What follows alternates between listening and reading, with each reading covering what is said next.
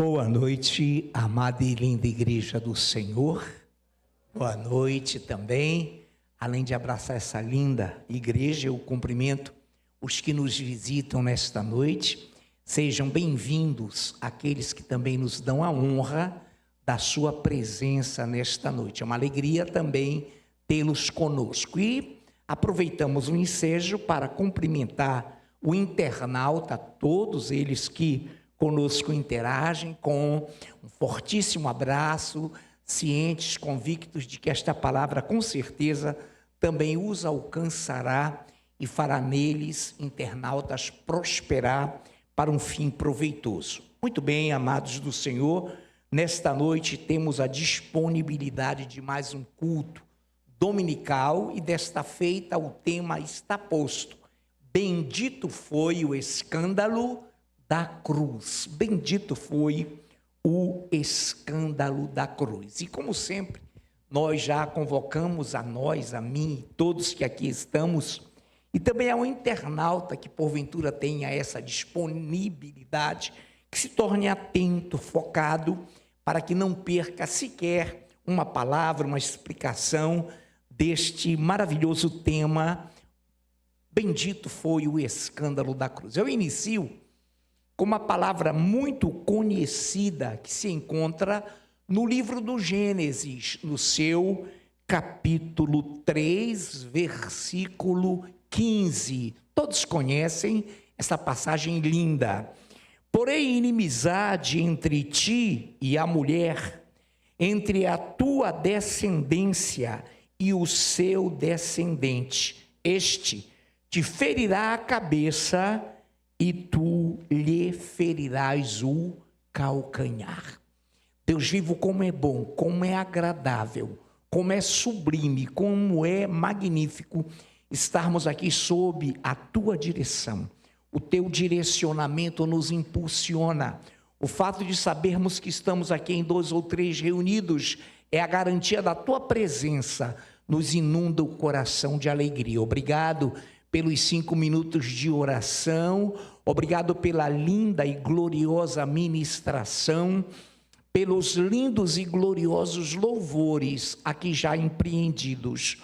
Obrigado, Pai, também queremos desfrutar desta mesma benesse, deste mesmo envolvimento que Tu já deste ao Teu ministério de louvor, que já fez aqui a presença dos céus entre nós, com a tua igreja ligando e desligando o que for aqui ligado e desligado. Capacita-nos, unge-nos e dá-nos, Pai, a devida desenvoltura e unção para que também possamos desenvolver a tua palavra conforme ela merece, com ímpeto, com ênfase e com unção. Em nome de Jesus, amém. Muito bem, amados do Senhor. Porém, inimizade entre ti e a mulher, entre a tua descendência, ele falando com a serpente, o Senhor, e o seu descendente, o descendente da mulher.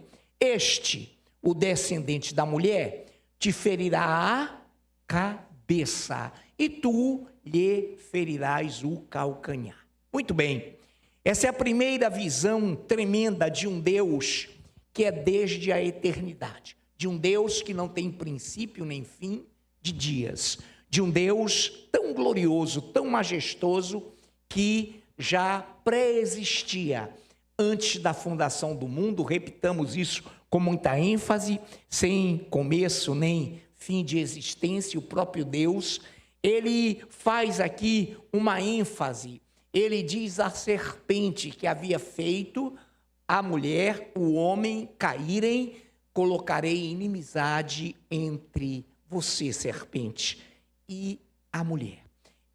Ela, a tua descendência, perseguirá a mulher, o descendente da mulher ferirá a tua cabeça e tu lhe ferirás o calcanhar. Muito bem. A partir daí, obviamente que o inimigo de nossas almas, que o diabo, que Satanás, passou a observar todo o descendente da mulher. Todo aquele que aparecia filho de mulher e se insurgia para fazer a vontade de Deus, e enfrentava o mundo para fazer a vontade de Deus, para ele, para a serpente, para ele, Satanás, seria o provável candidato que iria tentar pisar na sua cabeça. E ele que, obviamente, iria ferir a fraqueza, a fragilidade deste homem, mas ele iria se insurgir também. Havia uma premissa, havia uma tremenda promessa, e o inimigo, pelos sacrifícios feitos durante o Êxodo, o Números, Levítico, Deuteronômio, ele começou a perceber que não havia remissão, que não havia perdão sem derramamento de sangue. Então ele começou a perceber o inimigo, por não conhecer o coração de Deus, por não ser onisciente, por não ser onipotente, por não ser presciente, que haveria um homem que tentaria derrotá-lo com derramamento de sangue. Isso ele sabia. Porém, a única coisa que ele não imaginava, que a época, que a altura daquele momento, até a hora em que ele vai tentar o Senhor, e você vai perceber, eu falarei da tentação, você percebe que ele fica perplexo. E ele sempre coloca uma condição, uma condicionante, se és o Filho de Deus. Porque para ele, Satanás, seria inconcebível, seria difícil de crer que um Deus todo poderoso, que um Deus todo glorioso, que um Deus todo magnífico, repitamos, sem fim, nem princípio de dias, pudesse transformar-se ou fazer-se homem e ficar como Emanuel, sendo Deus conosco. Que veio o profeta Isaías e deu dicas tremendas, profundas, e o inimigo começou ainda a duvidar daquela realidade. Muito bem, o que nós vimos aqui é algo extraordinário. Porém, inimizade entre ti e a mulher, entre a tua descendência, Satanás, e o seu descendente, o descendente da mulher, este descendente da mulher te ferirá a cabeça e tu lhe ferirás o calcanhar. E nesta noite nós estamos aqui agora por causa deste sacrifício. Nós estamos aqui nesta noite reunidos, congregados, internauta, igreja, visitante, porque o Deus vivo se fez carne e no madeiro e numa cruz deu a sua vida por nós. O sacrifício que nos traz a paz, que nos dá a paz, estava sobre ele, e pelas suas pisaduras, as pisaduras de Deus, nós fomos sarados. Aplaudamos esse rei, aplaudamos com o coração, com a alma, com o espírito. E lá veio Deus Todo-Poderoso. Que palmas lindas, que palmas gloriosas, merecidas desse Deus. Amados do Senhor, então ali estava posta uma premissa: ele vai te ferir, Satanás. O descendente da mulher virá. E como diz em Jeremias, o cálice da ira de Deus, pelos pecados de toda a humanidade, seria sorvido, seria bebido por ele.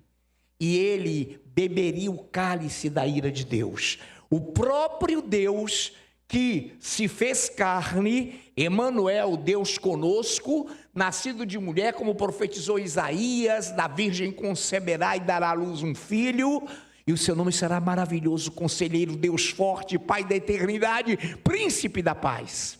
E o governo está sobre os seus ombros. Amados, nessa noite, nós somos o milagre de Deus. Nós que aqui congregamos somos um milagre dele, por ele e para ele. Ele fez um imenso sacrifício. E o Atos, ou no livro de Atos, capítulo 20 e 28, a Bíblia diz: pastoreai o rebanho de Deus, pastoreai bispos, presbíteros, o rebanho de Deus que há entre vós, porque o Senhor, e ali diz, comprou a sua igreja com o seu próprio sangue. Seria impossível para Satanás imaginar que um Deus vivo glorioso possuísse sangue. E só havia um modo, uma forma de ele remir, perdoar, salvar, resgatar a humanidade, com derramamento de sangue. Ah, é? Deus não tem sangue? Pois eu me farei carne. Das minhas entranhas o meu unigênito sairá, far-se-á homem, Emanuel, e derramará o seu sangue, o único puro, o único notável, o único sem pecado, far-se-á maldição e dará sua vida pela minha, pela nossa. Aplaude o Rei. Aleluia. Glórias ao Deus vivo. Nessa noite, bendito foi o escândalo da cruz. E é sobre essa cruz magnífica, é sobre esse madeiro que iremos versar nas Escrituras. Sem ele, irmãos, não haveria essa alegria, não haveria essa liberdade, não haveria essa libertação. No livro ou na carta de Paulo aos Hebreus, capítulo 12, pastora fez referência ao versículo ontem, Hebreus 12, de 1 a 3, diz assim, atente bem para Hebreus 12, versículos de 1 a 3.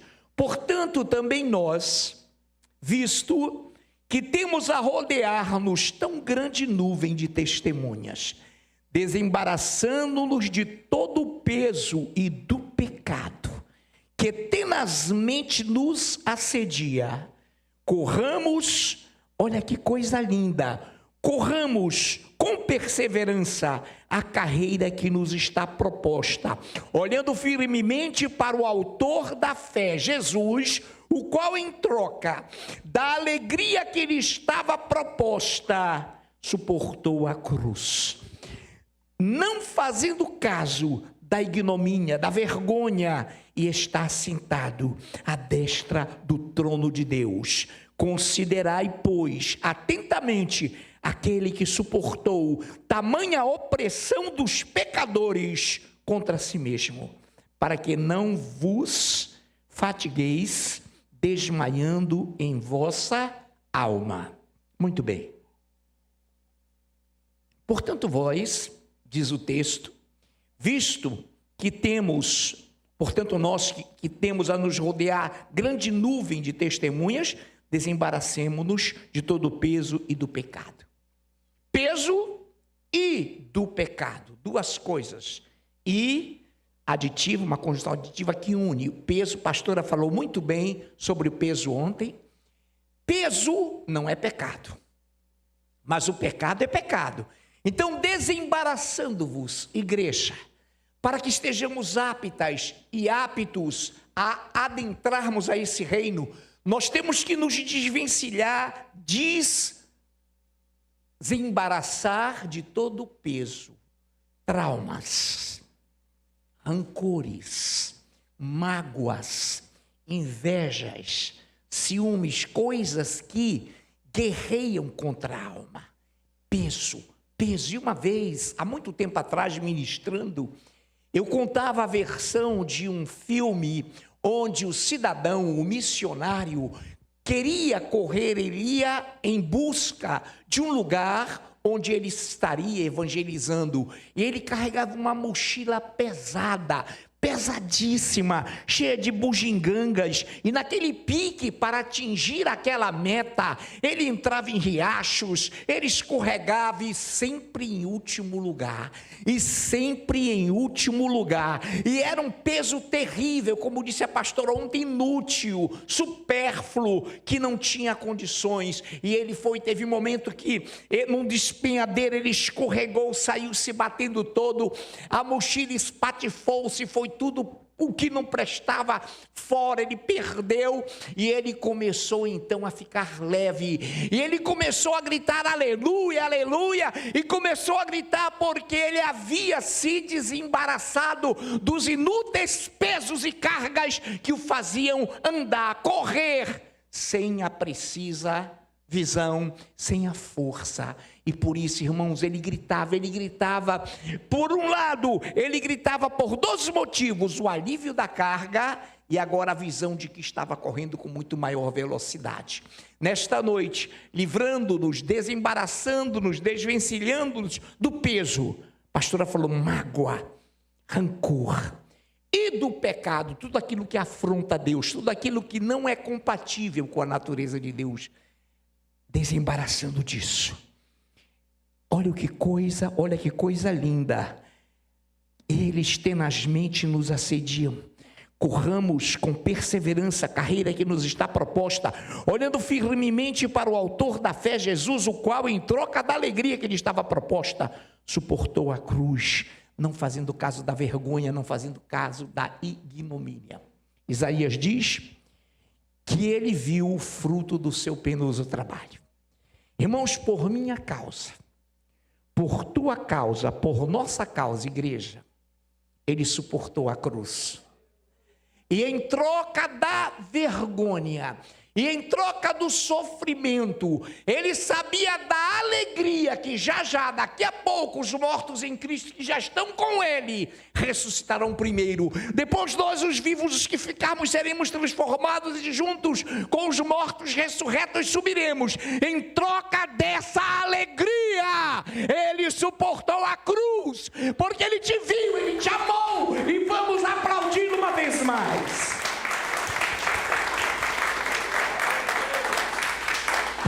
Não nos cansamos, ó Deus, de aplaudir-te, porque só tu és digno. Em troca da alegria que lhe estava proposta, suportou a cruz, não fazendo caso da vergonha, e agora está à destra do Pai.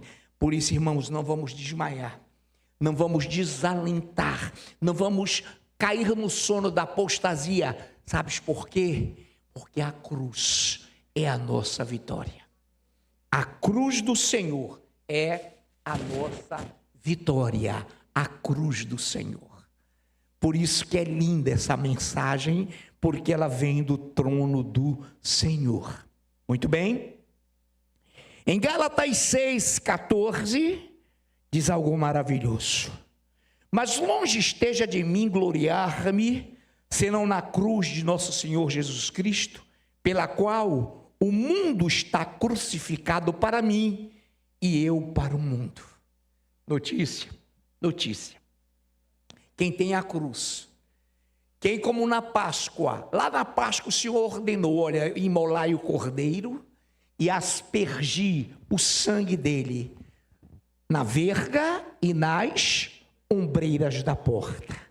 E na noite, meia-noite, quando o anjo da morte passar, ele livrará toda aquela casa em cuja porta estiver o símbolo do sangue.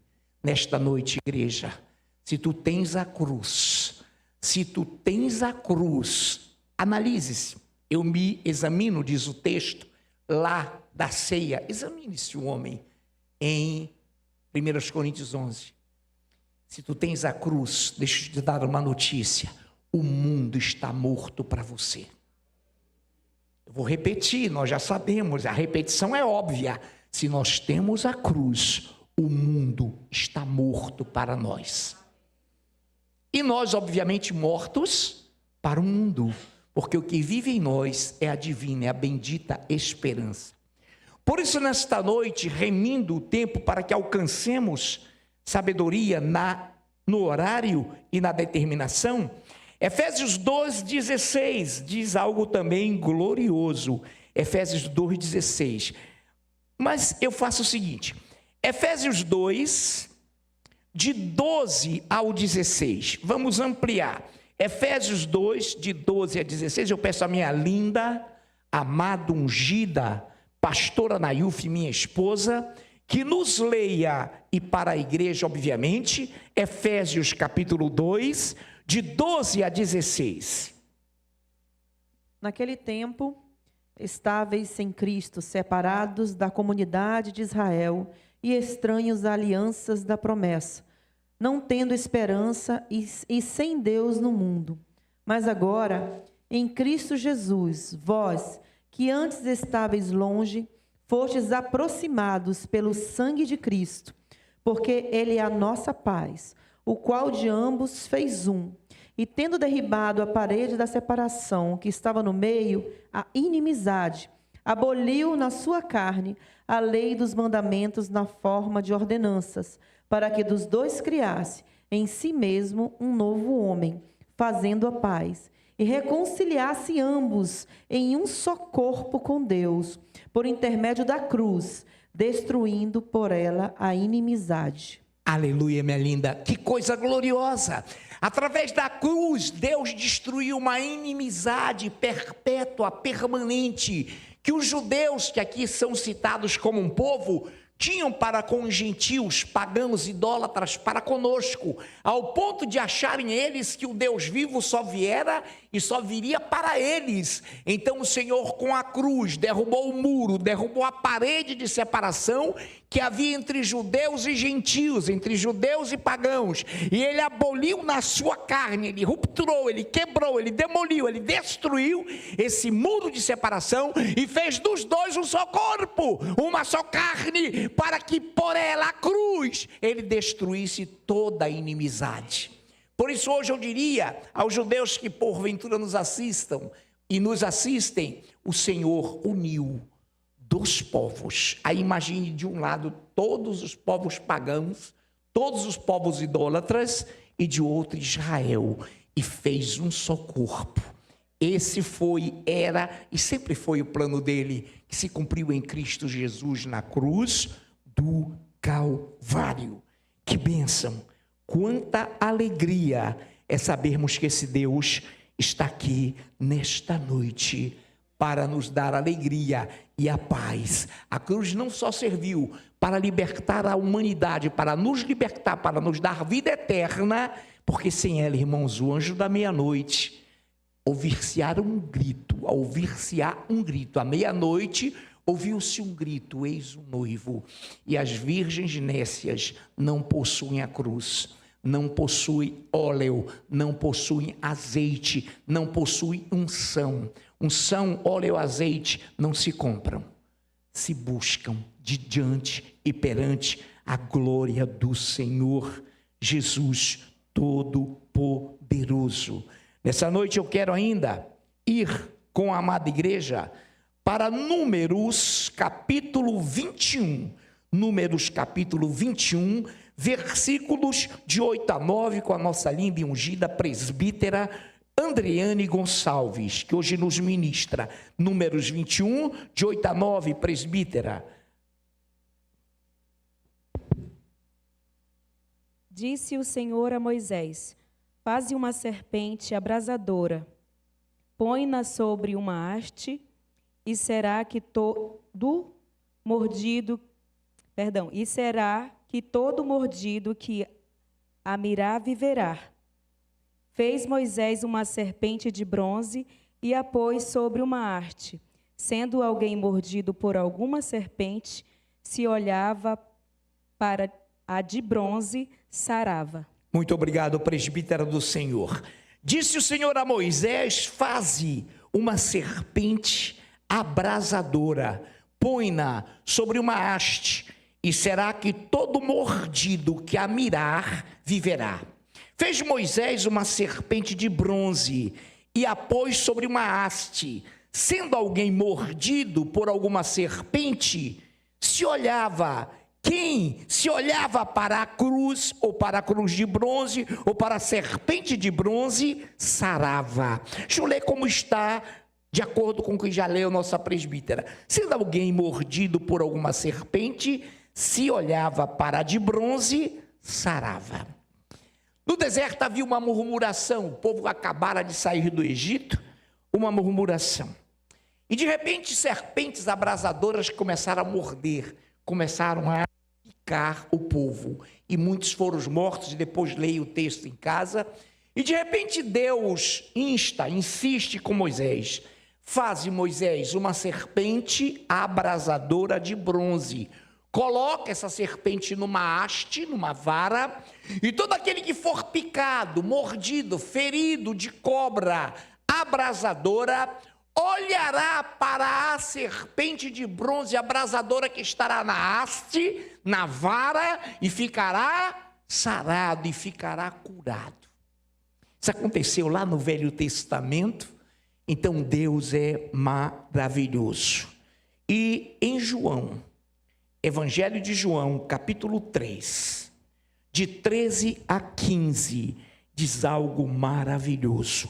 João, Evangelho de João 3, de 13 a 15. Ora, ninguém subiu ao céu, senão aquele que de lá desceu, a saber, o Filho do homem que está no céu. E de modo porque Moisés levantou a serpente no deserto, assim importa que o Filho do homem seja levantado, para que todo aquele que nele crê tenha vida eterna. Oh Deus, quantos olharam e estão olhando para a serpente que foi abrasadora, que pisou a cabeça do diabo, que o destruiu na cruz do Calvário? Digam amém. Amém. Aplaudam o Rei. Amados do Senhor, Moisés então levantou aquela serpente abrasadora. Não foram todos que olharam, não. Havia pessoas que mesmo mordidas, picadas, não queriam conversa com a serpente de bronze. Mas nessa noite, se fôssemos falar do bronze, da relevância dessa analogia, era mais um culto a ser desenhado. Eu peço que nessa noite o nosso presbítero amado, Luciano Gonçalves, esposo da nossa Andriane Gonçalves, nos leia 1 de Coríntios, presbítero Luciano, 1 de Coríntios, de Paulo aos Coríntios 1, versículo 17. Oh, amados, perdão, está enfermo, por isso que eu pensei, né, não era uma carequinha ali não veio o nosso presbítero Lu. Então vamos fazer o seguinte: Eduardo Guerra, o nosso ministro, aqui na frente, parece com um zorro espiritual de Deus, vai ler para nós. Muito obrigado, nosso Lu, que Deus o restaure, e nós vamos orar nessa noite. 1 de Coríntios, Eduardo Guerra 1,17. Porque não me enviou Cristo para batizar, mas para pregar o Evangelho, não com sabedoria de palavra, para que não anule a cruz de Cristo. Muito obrigado, meu querido. É exatamente esse texto.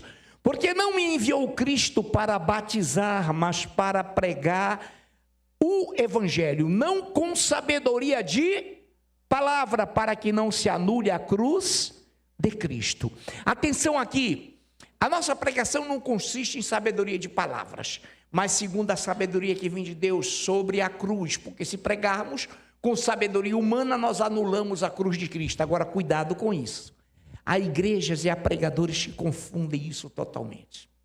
Irmão, sabedoria humana não é falar o português errado. A concordância nominal verbal tem que ser. Já pensou um domingo culto lotado, entra um visitante, um professor, enfim, e a pessoa fala, é tu que é tu. Irmãos, temos que ter o mínimo de domínio da nossa língua. Isso não é sabedoria humana, isso é dever do ser humano. Pregar o Evangelho com tudo que somos, com todo zelo, com toda unção, é como um ministério, com zelo, com unção, também com técnica. As duas coisas se unem, se juntam para que Deus seja glorificado. Então aqui não significa falar incorretamente, sem respeitar as regras mínimas do idioma.